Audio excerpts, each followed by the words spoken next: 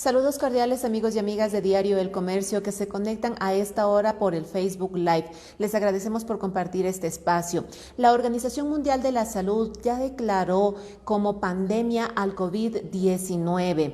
¿Qué implicaciones tendrá esto a nivel mundial debido a que ya se ha repartido o ya se ha propagado este virus en más de 4 continentes? Para conversar sobre este tema estoy con Pablo Araujo, quien es docente investigador de la Facultad de Ingeniería Química de la Universidad Central del Ecuador. Con él vamos a conversar un poquito cómo se comporta este virus. Pablo, bienvenido, qué gusto tenerlo aquí. ¿Qué tal, Valeria? Buenas tardes, gracias por la invitación y un saludo cordial a todas las personas que nos siguen por las redes sociales. Pablo, por favor, coménteme un poquito sobre cómo es el comportamiento del COVID-19. Debemos tener claro de que el COVID-19 es un virus de ARN. Esto significa de que es una cadena de bases nitrogenadas y esta molécula del ARN está en relación con lo que es la transmisión genética de información. Al COVID le cubre una capa de lípidos, o sea, es como una grasa más o menos. Es por eso que la medida de lavarnos las manos con agua y con jabón durante 20 segundos es efectivo, porque el jabón lo que hace es disolver la capa de lípidos que está recubriendo al virus.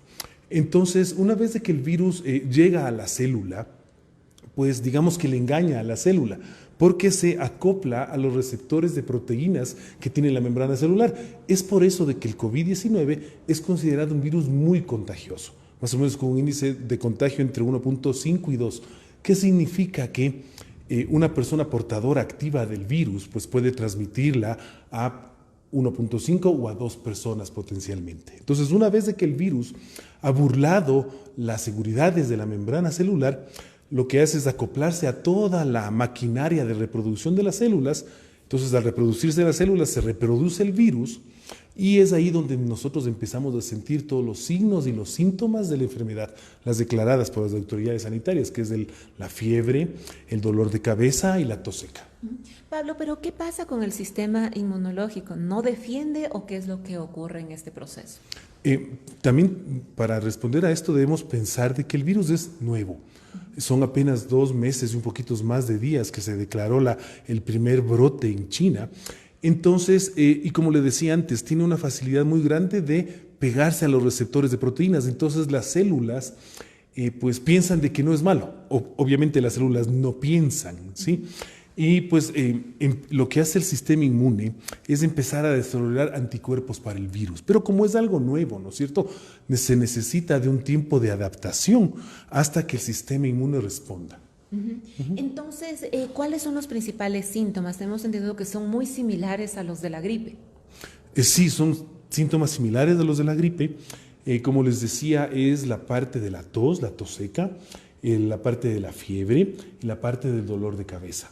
Otra de las cosas que la diferencia de lo que es la gripe y la influenza es la presencia o no de mucosidad. O sea, una gripe, una influenza tiene la mucosidad, mientras que el coronavirus, hasta el momento lo reportado, es que no se presenta con estas mucosidades. Ahora, Pablo, comentemos un poquito a todos nuestros amigos cuál es la diferencia entre COVID-19 y SARS-CoV-19, que también es otro de los términos que también se escuchan comúnmente. A ver, el tema del SARS es un síndrome agudo de insuficiencia respiratoria. También es otra cepa de virus, ¿no es cierto?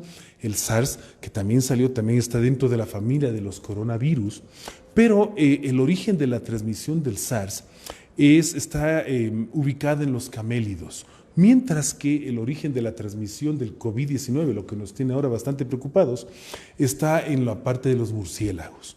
Entonces, lo que diferencia un virus de otro son, digamos, estas secuencias de bases de ARN de lo que están constituidos. ¿Cómo se da este salto a las personas? Porque tenemos entendido que el coronavirus es común en animales y también muchos dicen que es una enfermedad zoonótica. ¿Cómo se da este salto? Porque también se hablaba de que una de las reservas fue el pangolín. Entonces, ¿cómo se da este proceso? A ver, sí, efectivamente es una zoonosis. Cuando se pasan las enfermedades de las especies animales hacia el humano, pues se habla de zoonosis. ¿Cómo se da la transmisión? Es por lo que el virus va cambiando, ¿no es cierto? O sea, inicialmente no afectaba a nuestras células, pero por los cambios que va sufriendo el virus, su capacidad de cambiar, de mutar, es lo que ahora ya nos afecta a las células humanas. Ahora, como comenzábamos con esta entrevista, la Organización Mundial de la Salud ya ha declarado esta pandemia. ¿Qué implica esto?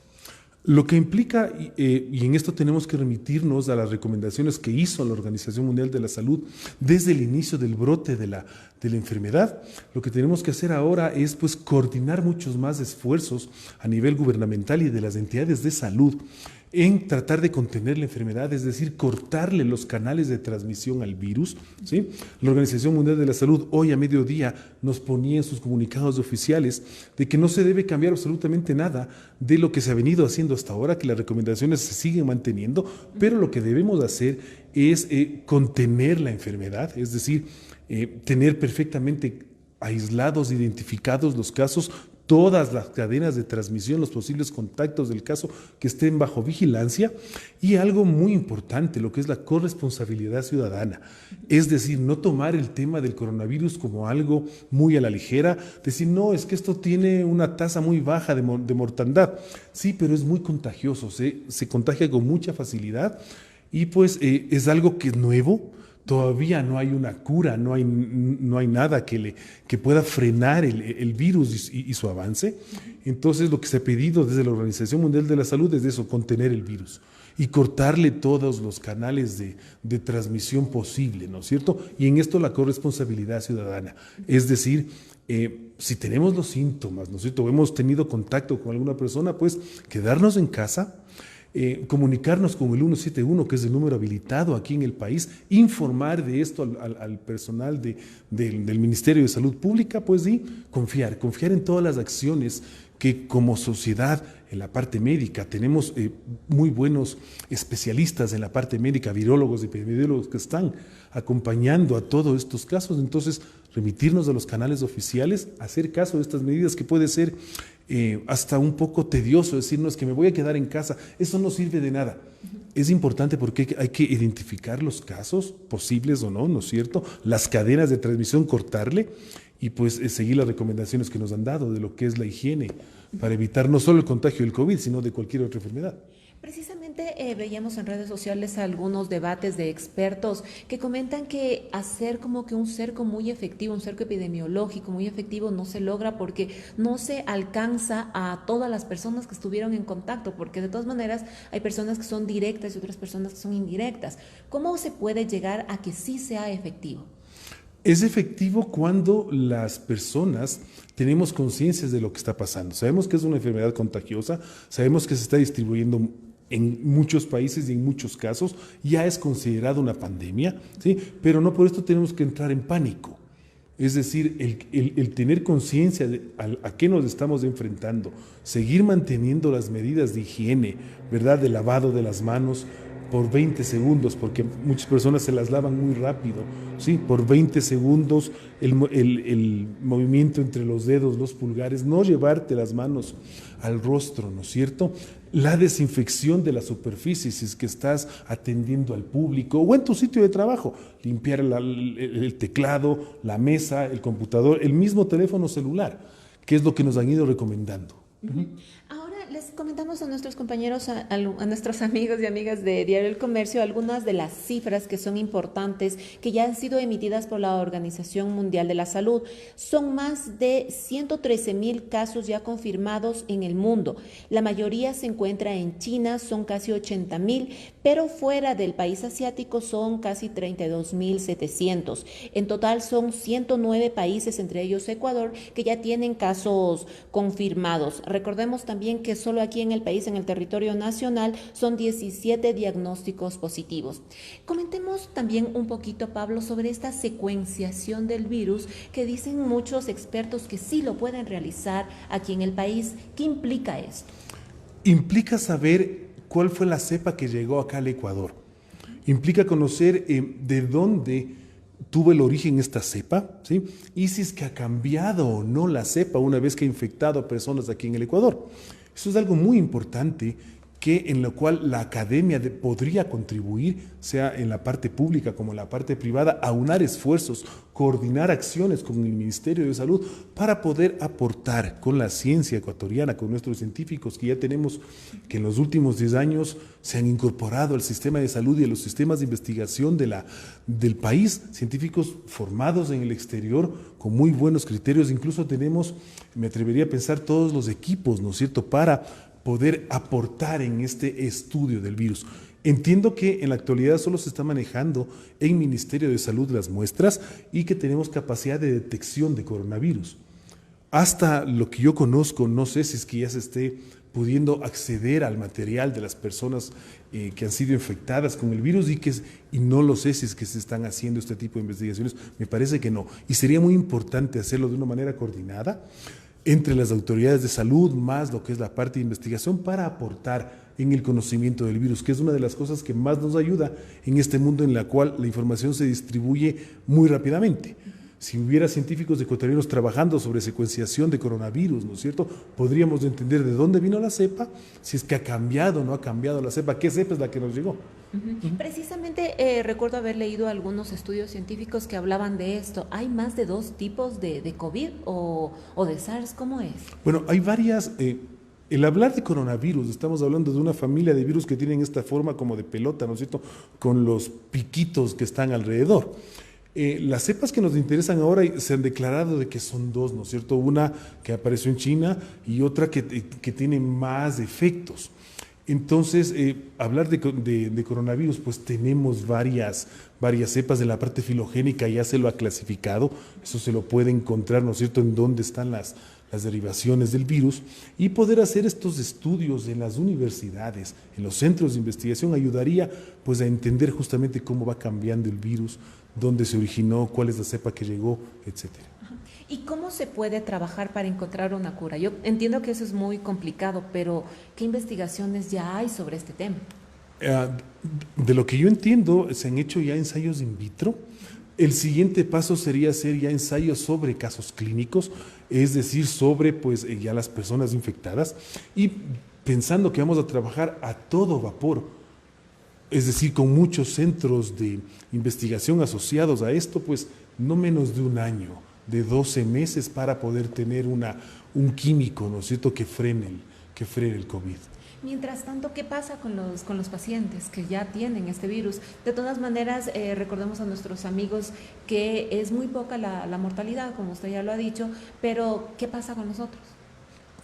Se ve que están siendo atendidos en las casas de salud y no tengo claro exactamente cuál es el tratamiento que están siguiendo las personas que han sido ya infectadas con COVID y que presentan pues la sintomatología muy agresiva sobre su sistema respiratorio, ¿sí? Pues también hay que considerar lo que son los rangos de las personas, ¿no es cierto?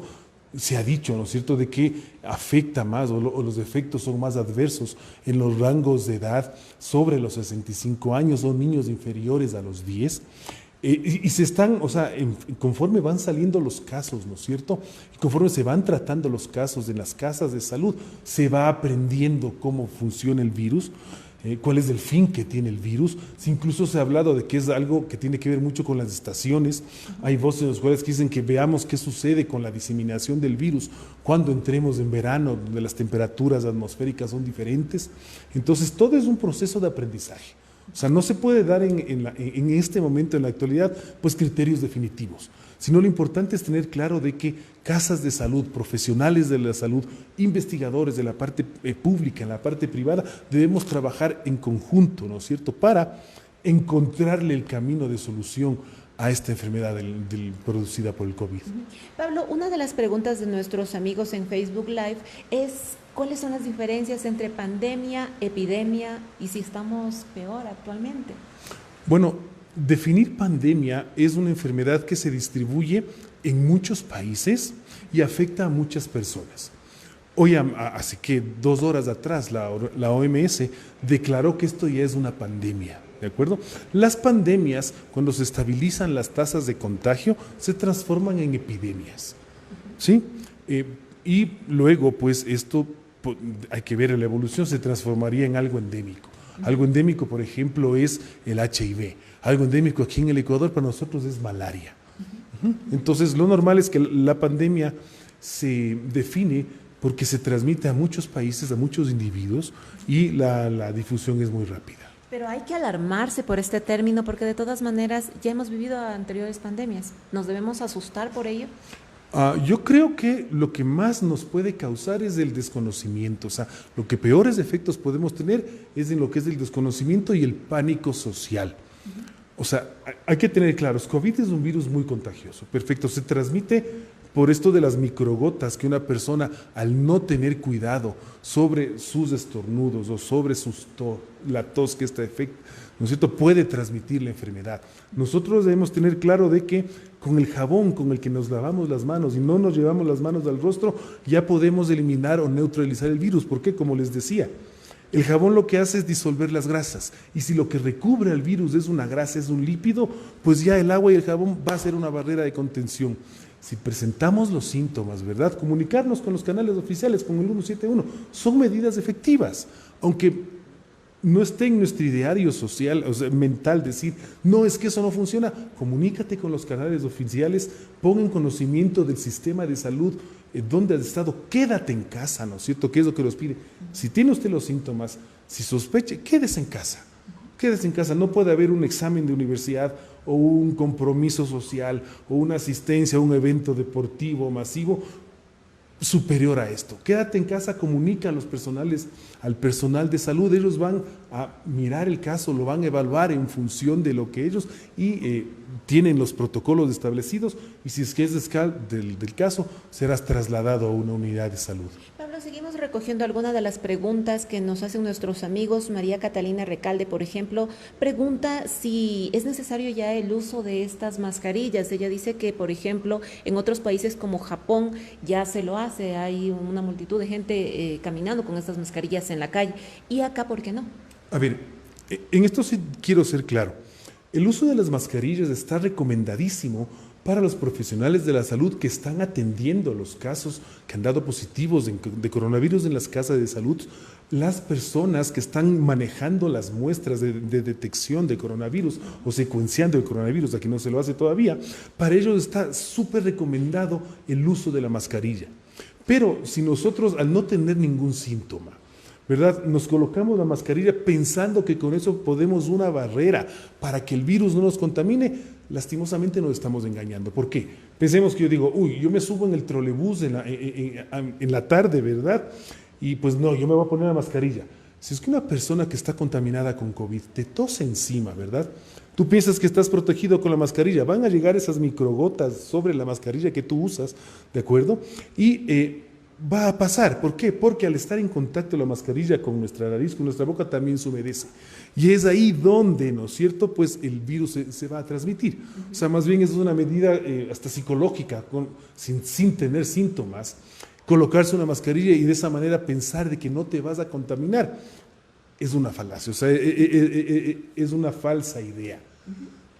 Otra de las preguntas la hace nuestra amiga Verónica Tapia, que dice que ¿cuándo se debe declarar una cuarentena general? Eso depende de la coordinación que existe entre Ministerio de Salud, todo lo que son la parte educativa, el Ministerio de Trabajo, ¿de acuerdo?, en función de cómo ha ido los análisis de las conexiones que han tenido las personas contagiadas y que han dado positivo a coronavirus. O sea, es una decisión que la deben tomar las autoridades en función de todo este análisis de secuencias de las contaminaciones, de los casos positivos que tenemos ahora. Pablo, Diana Cabrera también nos pregunta ¿a cuánto de temperatura sobrevive este virus y cuántos días? Se leyeron estudios a inicios de enero y de febrero, o sea, porque ahora se ha publicado bastantísimo sobre lo que es el coronavirus. Hay estudios en los que dice que sobrevive sobre la superficie, ¿no es cierto?, hasta en 9 horas. Y es por eso que una de las recomendaciones que nos hizo la Organización Panamericana de la Salud es que ya preparemos nuestros sitios de trabajo, desinfectando en la mesa, donde tú estés atendiendo, tu computadora, los teclados. La temperatura, ¿no es cierto?, pues fíjate que va a estar dentro del rango de funcionamiento normal de las células. O sea, en esa temperatura va a sobrevivir el virus, ¿sí? Por fuera de esos rangos de temperatura no se ha dado todavía estudios sobre cómo se comporta, si es que está activo o no está activo. Pero pensemos que un virus está activo no por sí solo. O sea, un virus es una molécula que por sí sola no puede reproducirse. Yo digo que es una molécula sin vida. Necesita conquistar la célula, es decir, traspasar la membrana celular para utilizar todo el mecanismo que tienen dentro de las células, y cuando se reproduce la célula se va a reproducir el virus.